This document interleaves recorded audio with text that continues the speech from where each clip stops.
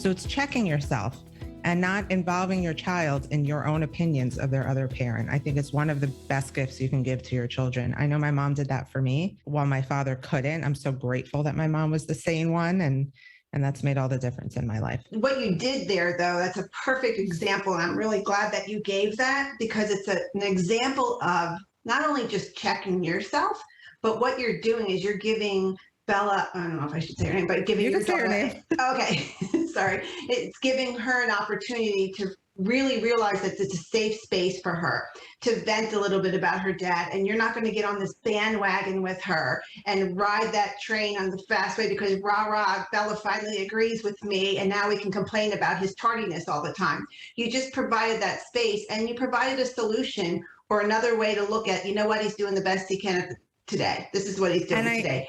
That's the gift to her, because I know my kids are older and I went through my divorce when they were a little older, but it's really hard to do. And a lot of times now they don't even want to mention their dad's name around me, or they don't want to mention when they're with him, they don't want to mention my name to him. And that's probably because we showed some anger along the way that made them uncomfortable. That's the ownership I'm talking about. I made that mistake, kids. And you know what? I'm sorry that it's led to this space for you where you feel you can't be open about your relationship with the other parent. And that was very much how my childhood was. And that's exactly what I don't want for Bella. What I don't want for her is to think one parent is better than the other.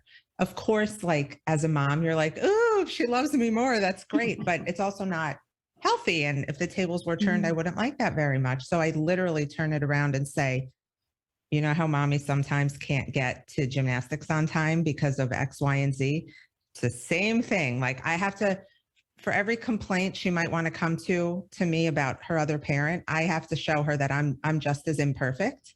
So she doesn't, feel that she has to do this to align with me in some sort of way.